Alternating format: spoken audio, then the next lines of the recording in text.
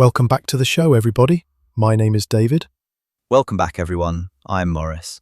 We have a great one for you here today. A few years ago, I remember hearing about this all the time.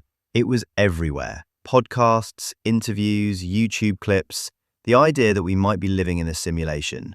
And every now and then, I catch myself thinking about it again. Exactly.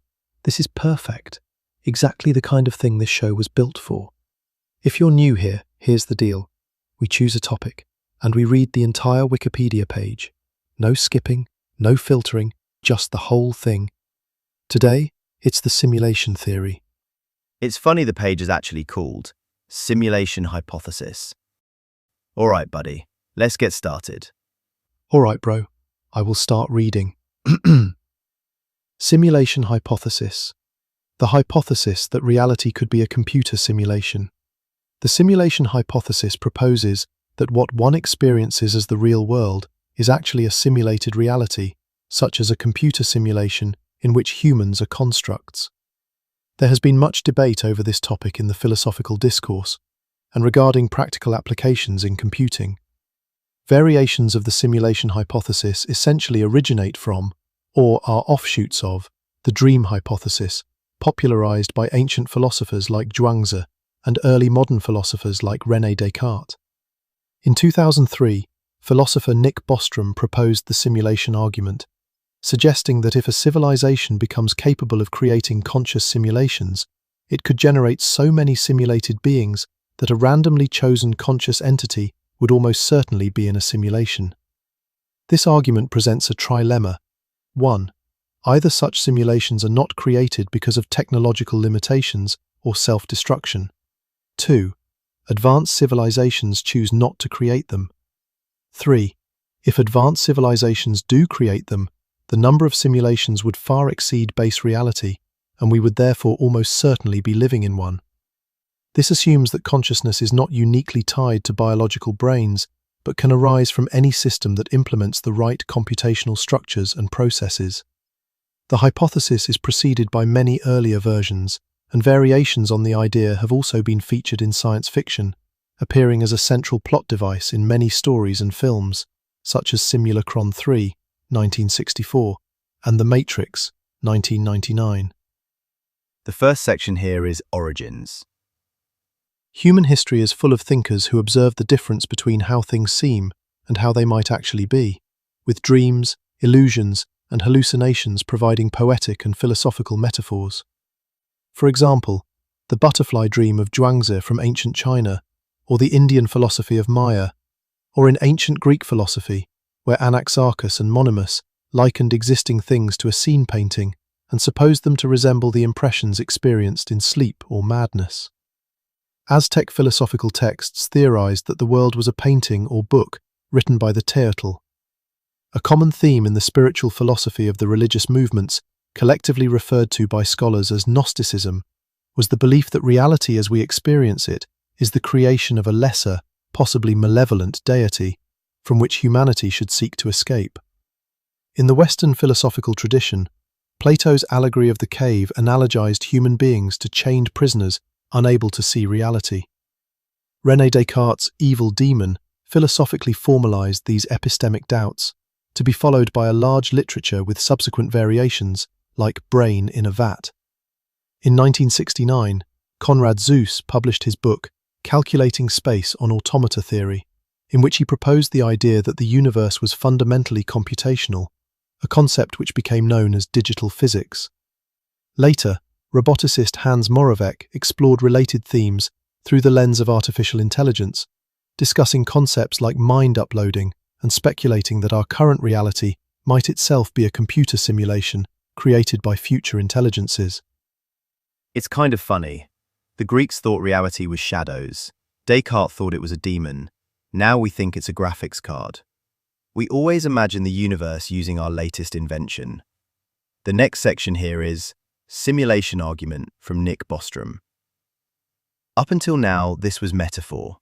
Bostrom is the first guy who basically says, no, statistically speaking, we're probably in one. Lock in. This is the core argument. This is the whole thing. If you understand this paragraph, you understand simulation theory. Take it away, David. Nick Bostrom's premise.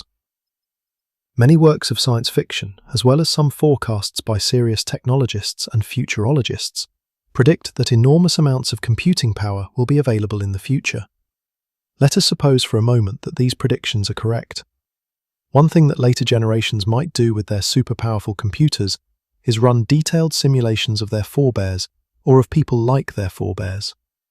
Because their computers would be so powerful, they could run a great many such simulations. Suppose that these simulated people are conscious, as they would be if the simulations were sufficiently fine-grained, and if a certain quite widely accepted position in the philosophy of mind is correct.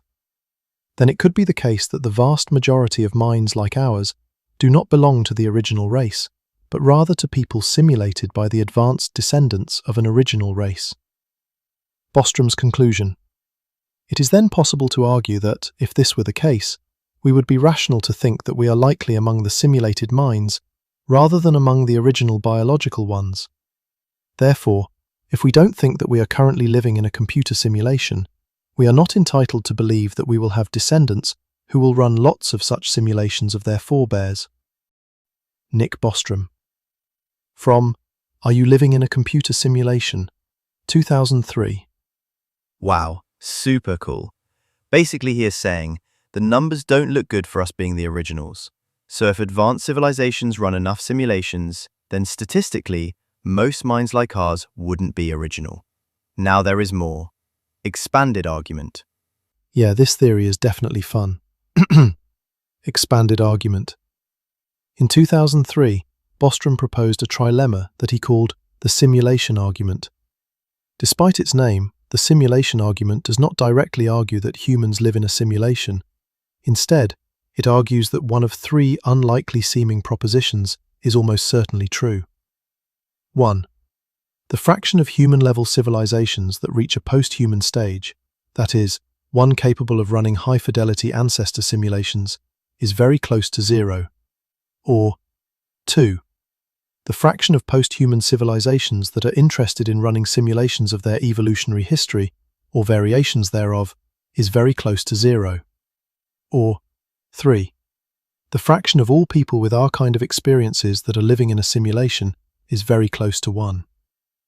The trilemma points out that a technologically mature, post-human civilization would have enormous computing power. If even a tiny percentage of ancestor simulations were run, that is, high-fidelity simulations of ancestral life that would be indistinguishable from reality to the simulated ancestor, the total number of simulated ancestors, or sims, in the universe, or multiverse if it exists, would greatly exceed the total number of actual ancestors. I'm going to be honest, this was literally my first time hearing the word trilemma. Bostrom uses a type of anthropic reasoning to claim that, if the third proposition is the one of those three that is true, and almost all people live in simulations, then humans are almost certainly living in a simulation. Bostrom's argument rests on the premise that given sufficiently advanced technology, it would be possible to represent the populated surface of the Earth without recourse to digital physics, that the qualia experienced by a simulated consciousness are comparable or equivalent to those of a naturally occurring human consciousness, and that one or more levels of simulation within simulations would be feasible given only a modest expenditure of computational resources in the real world. Bostrom argues that if one assumes that humans will not be destroyed, nor destroy themselves, before developing such a technology, and that human descendants will have no overriding legal restrictions or moral compunctions against simulating biospheres or their own historical biosphere, then it would be unreasonable to count ourselves among the small minority of genuine organisms who, sooner or later, will be vastly outnumbered by artificial simulations. Epistemologically, it is not impossible for humans to tell whether they are living in a simulation. For example, Bostrom suggests that a window could pop up saying, "You are living in a simulation. Click here for more information." However, imperfections in a simulated environment might be difficult for the native inhabitants to identify, and for purposes of authenticity, even the simulated memory of a blatant revelation might be purged by a program. But if any evidence came to light, either for or against the skeptical hypothesis, it would radically alter the aforementioned probability. I love that his example is a literal pop-up window. Like, imagine you're just walking down the street and suddenly the sky flickers and it says, "You are living in a simulation. Click here for more information." Bostrom claims that his argument goes beyond the classical ancient skeptical hypothesis, claiming that we have interesting empirical reasons to believe that a certain disjunctive claim about the world is true. The third of the three disjunctive propositions being that humans are almost certainly living in a simulation. Thus, Bostrom, and writers in agreement with Bostrom such as David Chalmers, argue there might be empirical reasons for the simulation hypothesis, and that therefore the simulation hypothesis is not a skeptical hypothesis, but rather a metaphysical hypothesis. Bostrom says he sees no strong argument for which of the three trilemma propositions is the true one. If one is true, then we will almost certainly go extinct before reaching posthumanity. If two is true, then there must be a strong convergence among the courses of advanced civilizations, so that virtually none contains any individuals who desire to run ancestor simulations and are free to do so. If three is true, then we almost certainly live in a simulation. In the dark forest of our current ignorance, it seems sensible to apportion one's credence roughly evenly between 1, 2, and 3.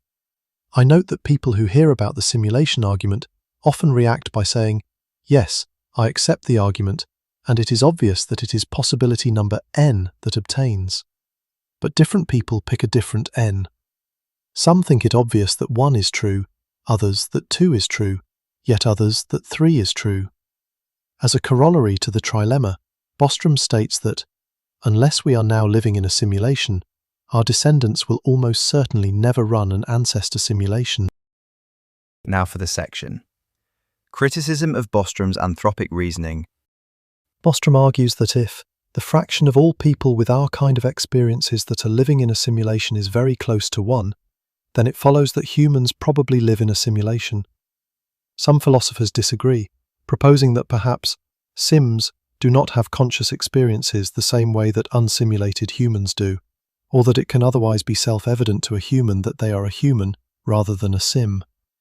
Philosopher Barry Dainton modifies Bostrom's trilemma by substituting neural ancestor simulations, ranging from literal brains in a vat to far future humans with induced high-fidelity hallucinations that they are their own distant ancestors, for Bostrom's ancestor simulations, on the grounds that every philosophical school of thought can agree that sufficiently high-tech neural ancestor simulation experiences would be indistinguishable from non-simulated experiences. Even if high-fidelity computer sims are never conscious, Dainton's reasoning leads to the following conclusion. Either the fraction of human-level civilizations that reach a post-human stage and are able and willing to run large numbers of neural ancestor simulations is close to zero, or some kind of, possibly neural, ancestor simulation exists.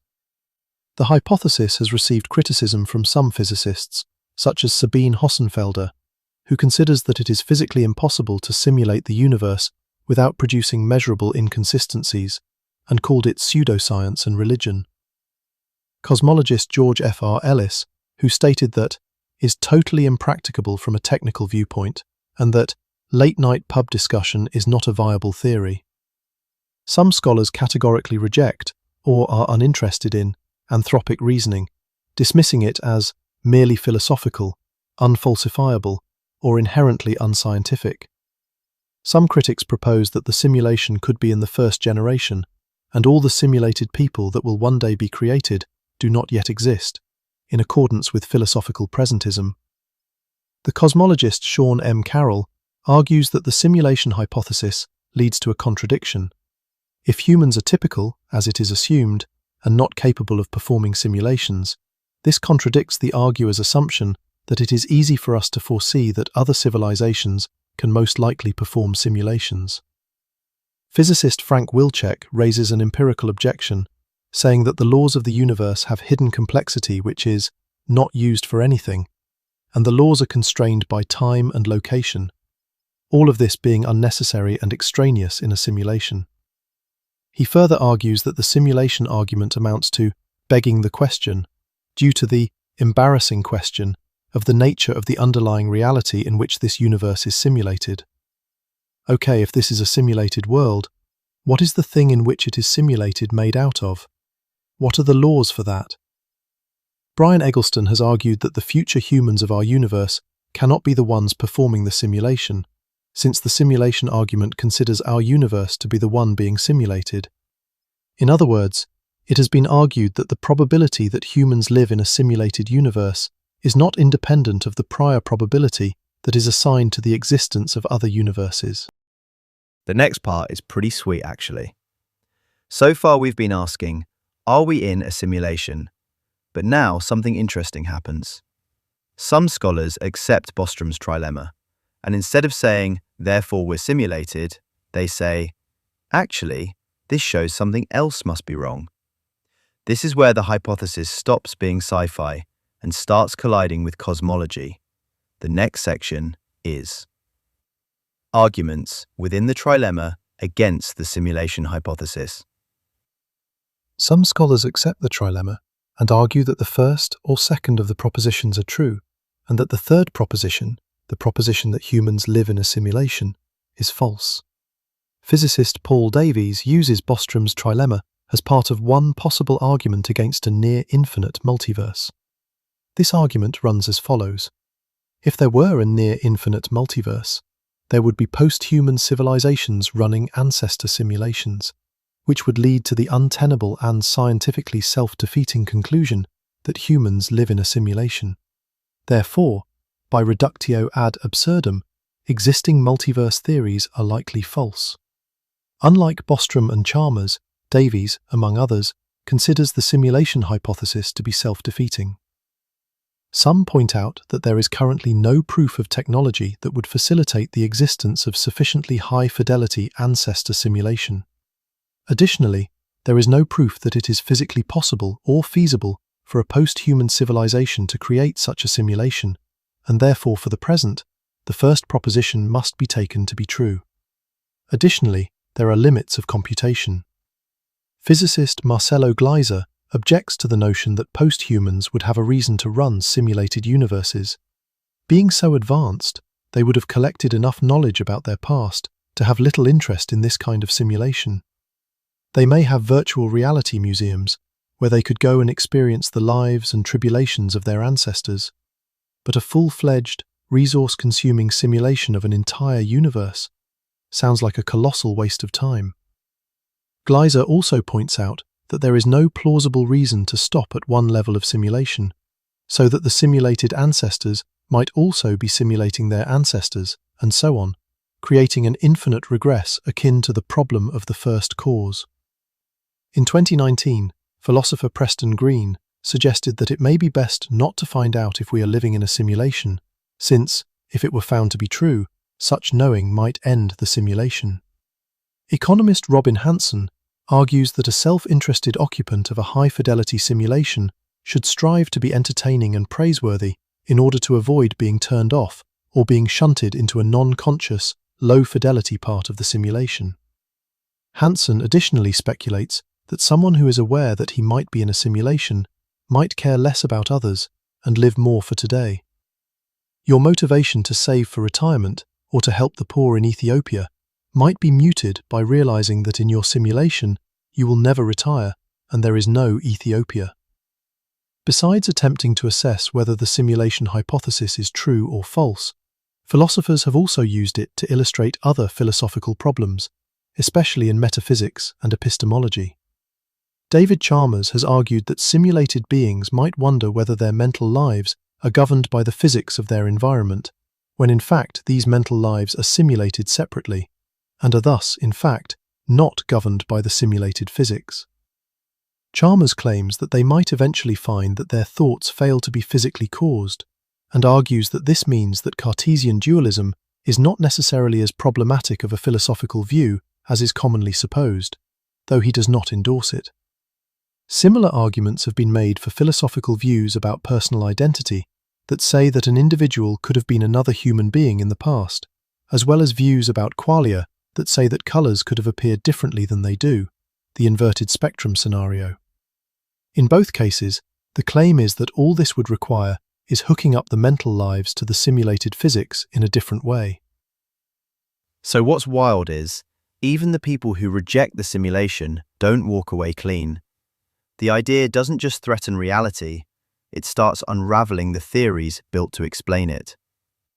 The next section here is computationalism. Computationalism is a philosophy of mind theory stating that cognition is a form of computation. It is relevant to the simulation hypothesis in that it illustrates how a simulation could contain conscious subjects, as required by a virtual people simulation. For example, it is well known that physical systems can be simulated to some degree of accuracy. If computationalism is correct, and if there is no problem in generating artificial consciousness or cognition, it would establish the theoretical possibility of a simulated reality. Nevertheless, the relationship between cognition and phenomenal qualia of consciousness is disputed. It is possible that consciousness requires a vital substrate that a computer cannot provide, and that simulated people, while behaving appropriately, would be philosophical zombies. This would undermine Nick Bostrom's simulation argument. Humans cannot be a simulated consciousness if consciousness, as humans understand it, cannot be simulated. The skeptical hypothesis remains intact, however, and humans could still be vatted brains, existing as conscious beings within a simulated environment, even if consciousness cannot be simulated. It has been suggested that whereas virtual reality would enable a participant to experience only 3 senses, sight, sound, and optionally smell, simulated reality would enable all 5, including taste and touch. So maybe we're not avatars in a cosmic video game. Maybe we're just brains, floating somewhere else, dreaming this entire thing. Some theorists have argued that if the consciousness is computation version of computationalism and mathematical realism, or radical mathematical Platonism, are true, then consciousness is computation, which in principle is platform independent and thus admits of simulation. This argument states that a Platonic realm, or ultimate ensemble, would contain every algorithm, including those that implement consciousness. Hans Moravec has explored the simulation hypothesis and has argued for a kind of mathematical Platonism, according to which every object, including, for example, a stone, can be regarded as implementing every possible computation. And if every possible computation already exists, then somewhere, somehow, every possible version of you exists too. The next section is, in physics.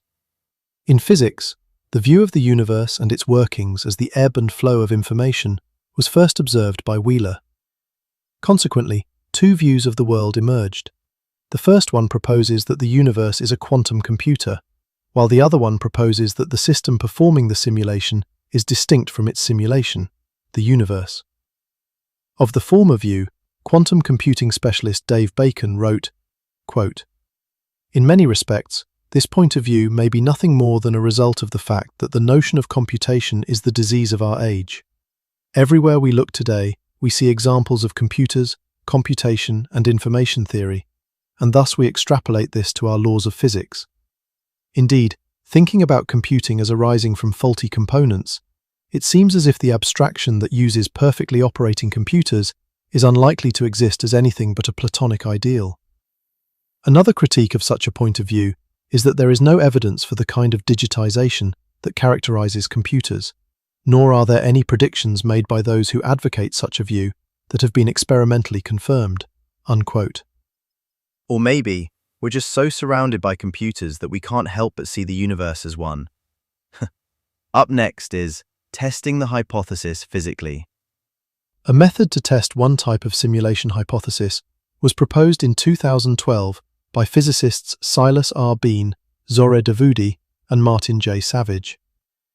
Under the assumption of finite computational resources, the simulation of the universe would be performed by dividing the space-time continuum into a discrete set of points, which may result in observable effects. In analogy with the mini-simulations that lattice-gauge theorists run today to build up nuclei from the underlying theory of strong interactions, known as quantum chromodynamics, several observational consequences of a grid-like spacetime have been studied in their work. Among proposed signatures is an anisotropy in the distribution of ultra-high-energy cosmic rays that, if observed, would be consistent with the simulation hypothesis according to these physicists. In 2017, Campbell et al. Proposed several experiments aimed at testing the simulation hypothesis in their paper on testing the simulation theory. I think I'd like to read that. Reception is the next section. Astrophysicist Neil deGrasse Tyson said in a 2018 NBC News interview that he estimated the likelihood of the simulation hypothesis being correct at better than 50-50 odds. Curious. Adding, "I wish I could summon a strong argument against it, but I can find none." However, in a subsequent interview with Chuck Nice on a YouTube episode of Star Talk, Tyson shared that his friend J. Richard Gott, a professor of astrophysical sciences at Princeton University, made him aware of a strong objection to the simulation hypothesis. The objection claims that the common trait that all hypothetical high-fidelity simulated universes possess is the ability to produce high-fidelity simulated universes. And since our current world does not possess this ability, it would mean that either humans are in the real universe, and therefore simulated universes have not yet been created, or that humans are the last in a very long chain of simulated universes, an observation that makes the simulation hypothesis seem less probable. Regarding this objection, Tyson remarked, "That changes my life." Elon Musk, the CEO of Tesla and SpaceX, stated that the argument for the simulation hypothesis is quite strong. In a podcast with Joe Rogan, Musk said, "If you assume any rate of improvement at all, games will eventually be indistinguishable from reality," before concluding that it's most likely we're in a simulation. At various other press conferences and events, Musk has also speculated that the likelihood of us living in a simulated reality or computer made by others is about 99.9%, and stated in a 2016 interview that he believed there was a 1 in billion chance we're in base reality. Neil deGrasse Tyson and Elon Musk, the two greatest minds of our generation. Dream hypothesis is the next section. The idea that a dream could be considered a type of simulation capable of fooling the dreamer, and that perhaps even waking reality is entirely a dream, existed long before Bostrom's formulation. One of the first philosophers to question the distinction between reality and dreams was Zhuangzi, a Chinese philosopher of the 4th century BC. He phrased the problem as the well-known butterfly dream, which went as follows, quote, "Once Zhuangzi dreamt he was a butterfly flitting and fluttering around, happy with himself and doing as he pleased. He didn't know he was Zhuangzi. Suddenly he woke up and there he was, solid and unmistakable Zhuangzi. But he didn't know if he was Zhuangzi who had dreamt he was a butterfly, or a butterfly dreaming he was Zhuangzi. Between Zhuangzi and a butterfly there must be some distinction. This is called the transformation of things," unquote. Burton Watson. And just like that, the simulation hypothesis doesn't feel modern anymore. The philosophical underpinnings of this argument are also brought up by Descartes, who was one of the first Western philosophers to do so.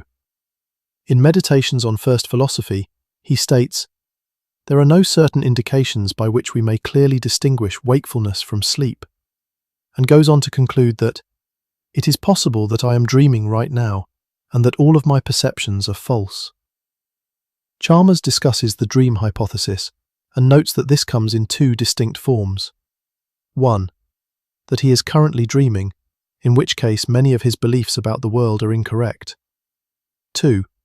That he has always been dreaming, in which case the objects he perceives actually exist, albeit in his imagination. Both the dream argument and the simulation hypothesis can be regarded as skeptical hypotheses. Another state of mind in which some argue an individual's perceptions have no physical basis in the real world is psychosis. Though psychosis may have a physical basis in the real world, and explanations vary. In Uncertainty, the philosopher Ludwig Wittgenstein has argued that such skeptical hypotheses are unsinnig, that is, nonsensical, as they doubt knowledge that is required in order to make sense of the hypotheses themselves.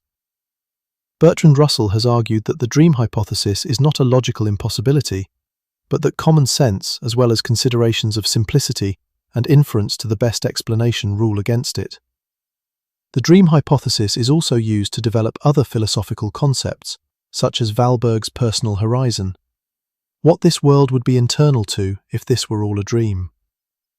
Lucid dreaming is characterized as an idea where the elements of dreaming and waking are combined to a point where the user knows they are dreaming, or waking perhaps. And then there's lucid dreaming, the strange state where you know you're dreaming, but you're still inside it. If that blew your mind, check out our video where we read the entire Wikipedia page for lucid dreaming. Honestly, we should probably do a full video on lucid dreaming techniques. If you liked reading the whole page with us, hit like, subscribe, and check out some of our other deep dives. Drop a like, subscribe if you're into existential crises, and we'll see you in the next one.